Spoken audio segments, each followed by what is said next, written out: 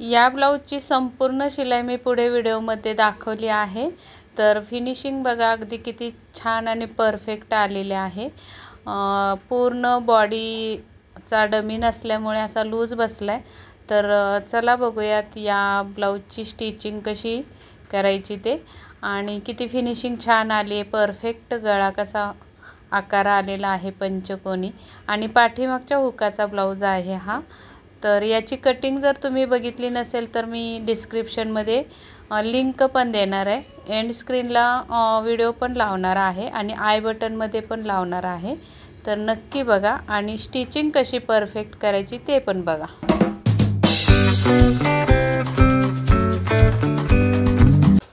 तर आपण four tucks ब्लाऊजची stitching मी आज तुम्हाला दाखवणार आहे। तर जशी आपली कटिंग परफेक्ट असायला पाहिजे तसंच आपल्याला ब्लाऊज शिवताना सुद्धा परफेक्शन पाहिजे। तर त्यासाठी काय काय गोष्टींची काळजी घ्यायची हे मी तुम्हाला आज सांगणार आहे। ब्लाऊज शिवत ते दाखवणार आहे। तर चला बघूया ब्लाऊज कसा स्टिच करायचा। फोर टक्सचा ब्लाऊज आहे, शिवाय पाठीमागच्या भागाला हे आहे हुक आहेत। तर हे मी ओपन मध्ये कट करून घेतलेलं आहे। ही कटिंग जर तुम्ही बघितली नसेल तर एंड स्क्रीनला मी व्हिडिओ लावते, त्याच्यावर क्लिक करा म्हणजे या ब्लाऊजची कटिंग सुद्धा तुम्हाला बघायला भेटेल। आय बटन मध्ये सुद्धा असेल, तुम्हाला जे सोयीस्कर वाटेल त्याच्यावर क्लिक करा।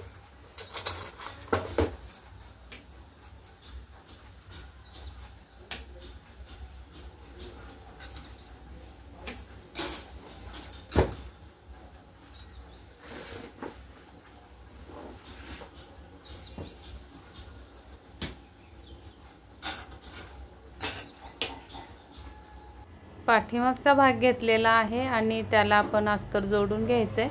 तर या पद्धतीने खाली एक टिप मारून घेतलेली आहे, नंतर दाब टिप मारलेली आहे फिनिशिंगची। आणि आता या साईडला आपल्याला पिना लावून घ्यायचे आहेत आणि तिन्ही कडा आता जोडून घ्यायचे आहेत अस्तर बरोबर।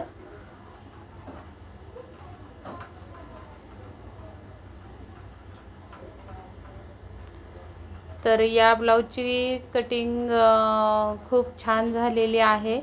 अगदी सोप्या भाषेत अगदी बारीक सारीक गोष्टींचे सुद्धा गोष्टी टिप्स दिलेल्या आहेत बारीक सारीक त्या कटिंगमध्ये।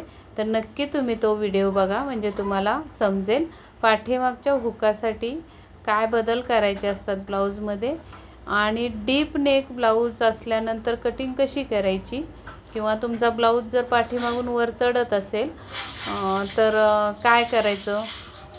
अजून मुंड्याखाली म्हणजे काखेमध्ये जे घोळ येतात त्यासाठी काय करायचं, या सर्व टिप्स दिलेल्या आहेत। मुंड्याजवळ घोळ येतो तर कसा मुंड्याचा आकार द्यायचा, कितीवर द्यायचा, या सगळ्या टिप्स मी त्या कटिंगच्या व्हिडिओमध्ये सांगितलेल्या आहेत। तर तुमच्याशी बोलत आपला हा पार्ट जोडून झालेला आहे।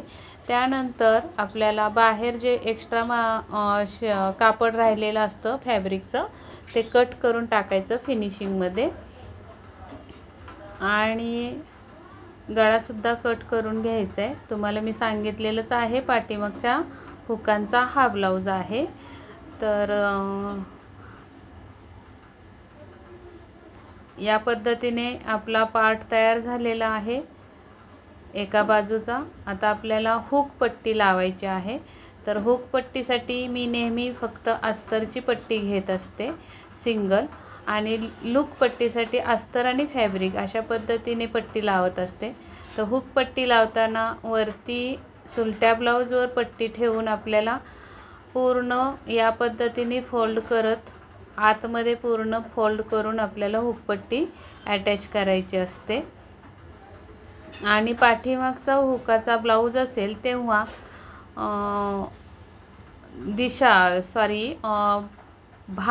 बाजू बदलायची असते हुकांची, कारण आपण पुढच्या साईडला जेव्हा हुक लावतो तेव्हा डाव्या हाताला आपण लूक करत असतो, आणि पाठीमागच्या साईडला जेव्हा हुक असतील तेव्हा आपल्याला उजव्या साईडला लूकची पट्टी लावायची असते आणि डाव्या साईडला हुकची पट्टी लावायची असते।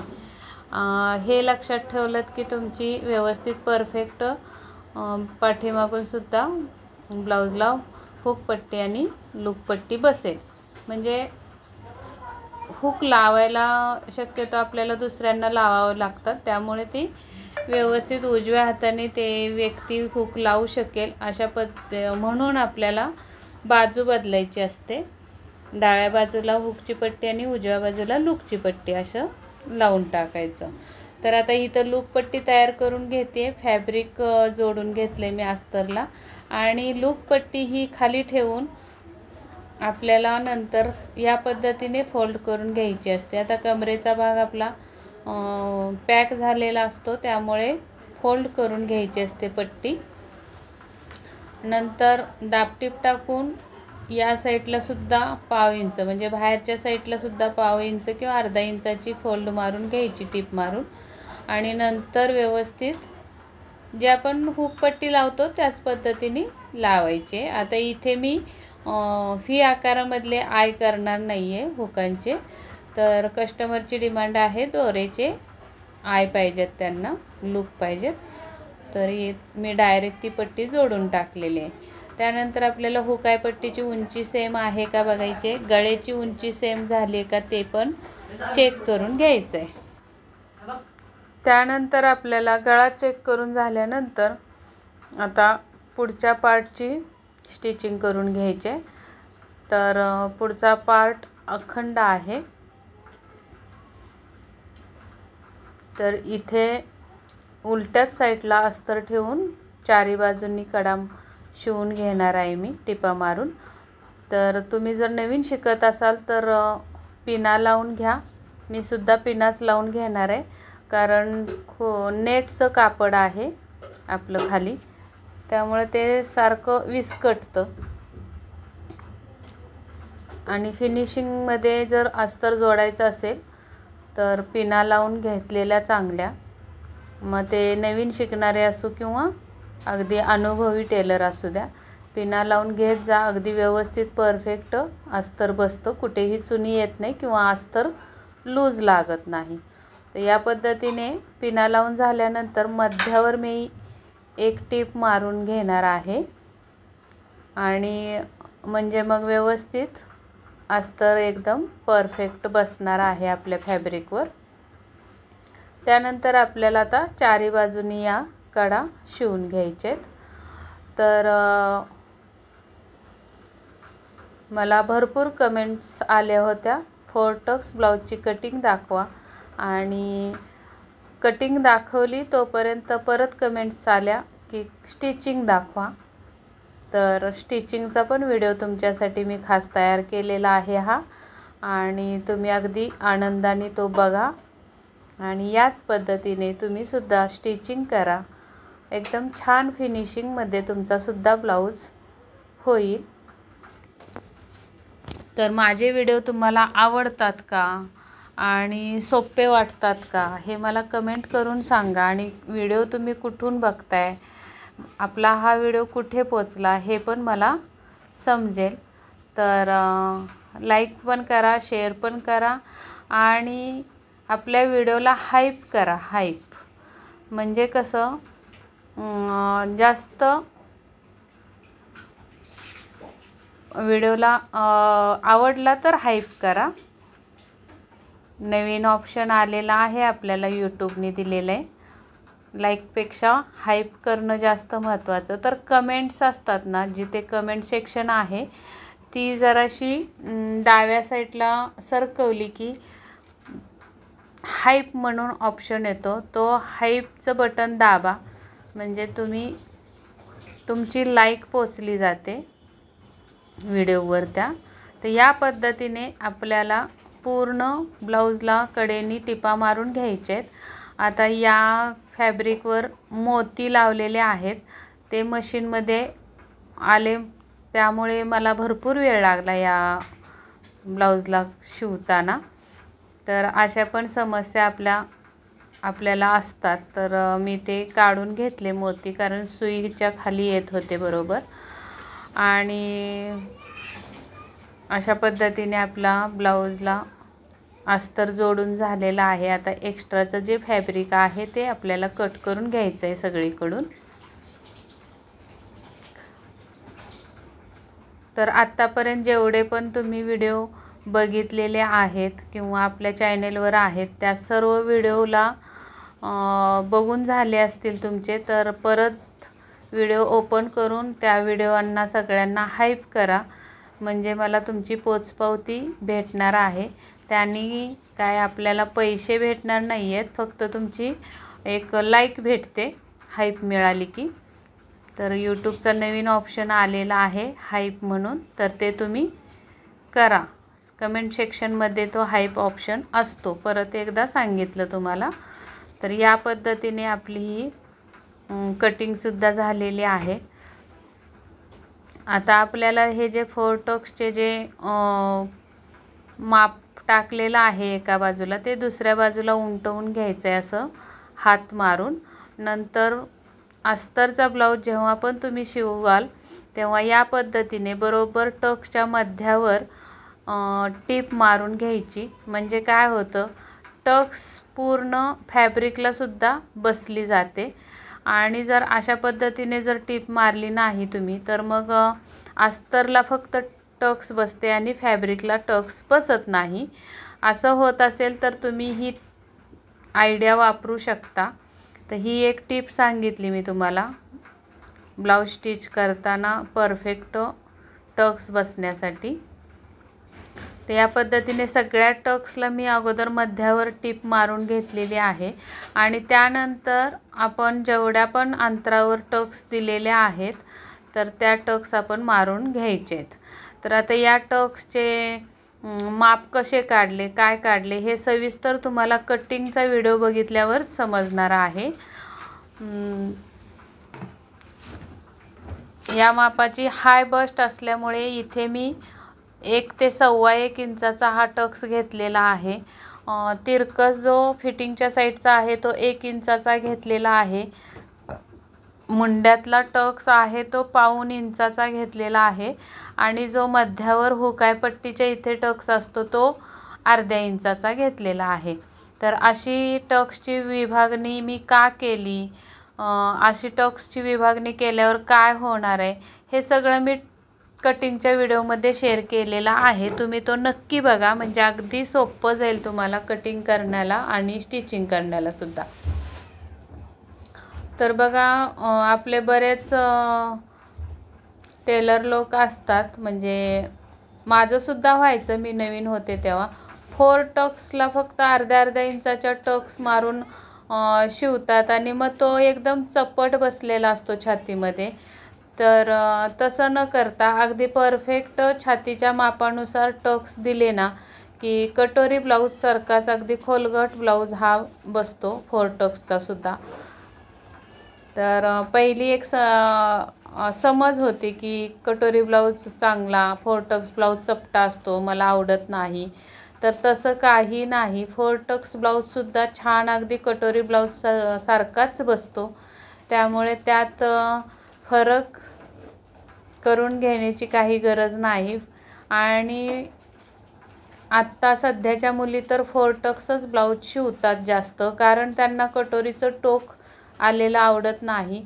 आणि मुळात म्हणजे त्यांची साडीला पिन नसतो, साईड पदर सोडलेला असतो, त्यामुळे छातीवर असं टोक आलेलं त्यांना ते आवडत नाही. त्यामुळे ते हेच 4 टक्सचाच ब्लाऊज जास्त घालणं पसंत करतात. तर इथे मी टक्सच्या पुढे एक्स्ट्रा कापड ठेवलं होतं, ते टक्स मारल्यानंतर आपल्याला कट करून टाकायचं आहे. बघा किती छान पप आलेला आहे ब्लाऊजला. आता इथे आपल्याला क्रॉसपट्टी लावायची आहे, तर ती क्रॉसपट्टीसुद्धा अखंड लावायची असते. पण चुकून माझ्याकडून 2 साईडच्या 2 कट झाल्या होत्या आणि मी त्या फॅब्रिकला जोडूनसुद्धा घेतल्या होत्या, पण नंतर लक्षात आलं आपला पाठीमागचा ब्लाऊज आहे, त्यामुळे मी हे अखंड पदरावर म्हणजे अखंड कापडावर परत मार्किंग करून घेते क्रॉसपट्टीचं.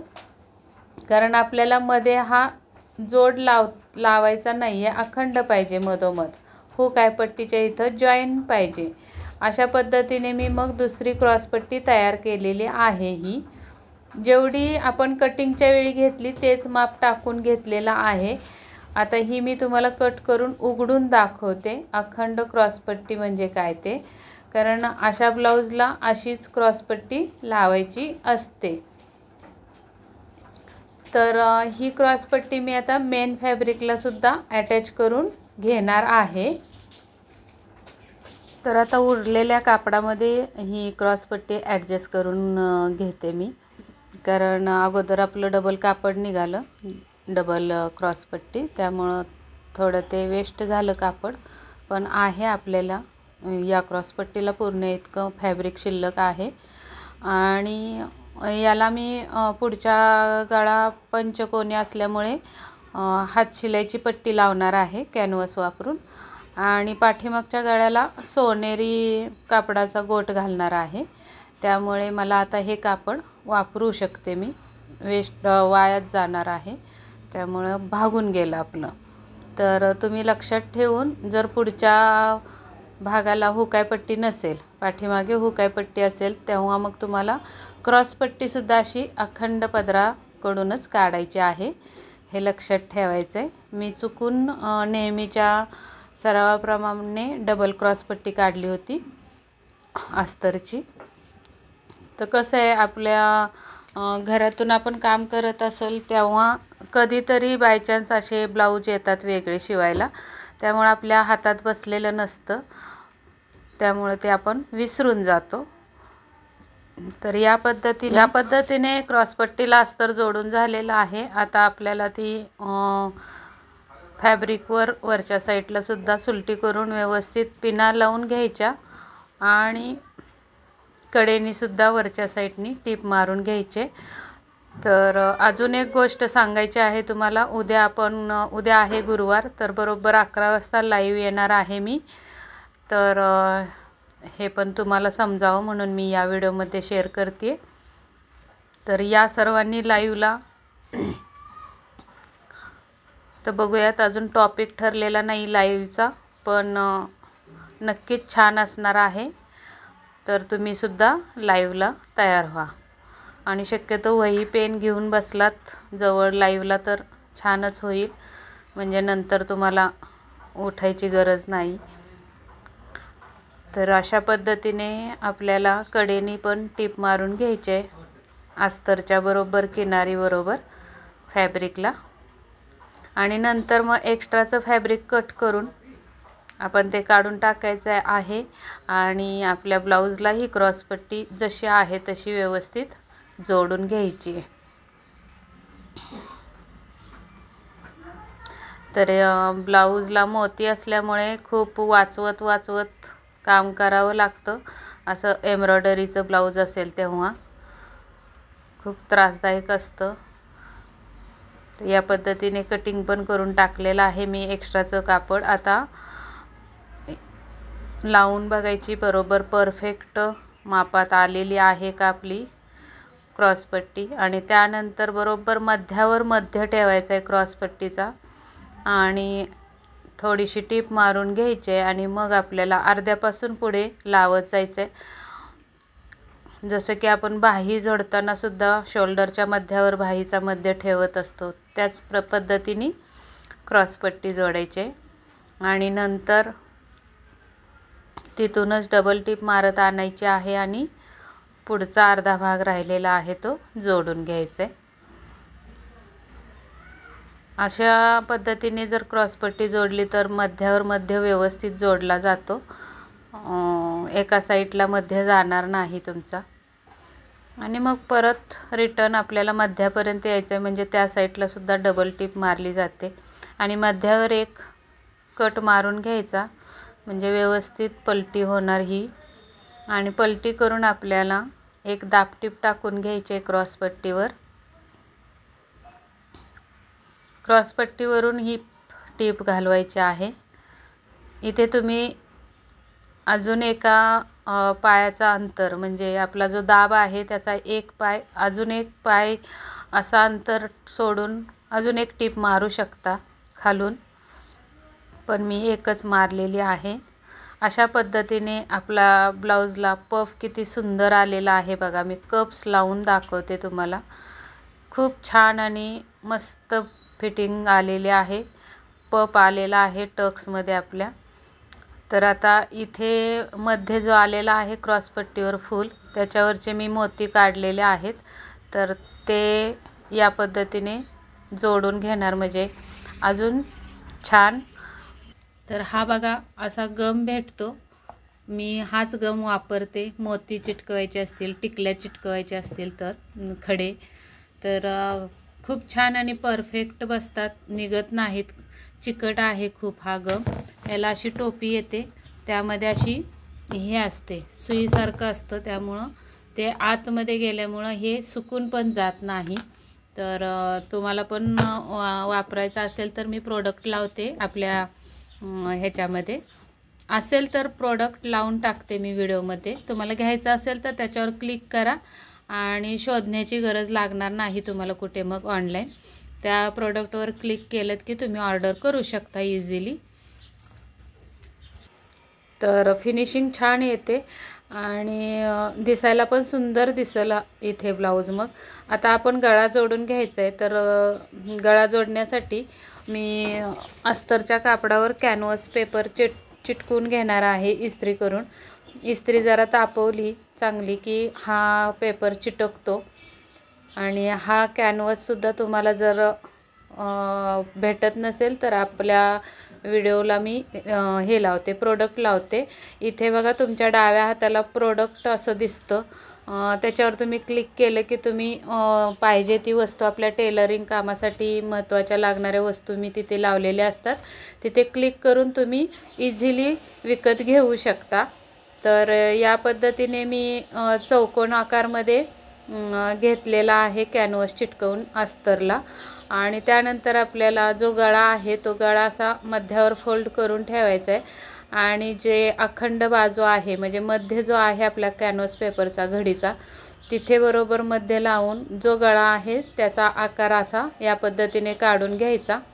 आणि त्यानंतर बाहेरून 1 इंच किंवा 1.5 इंच असं मार्जिन ठेवून कट करून घ्यायचं।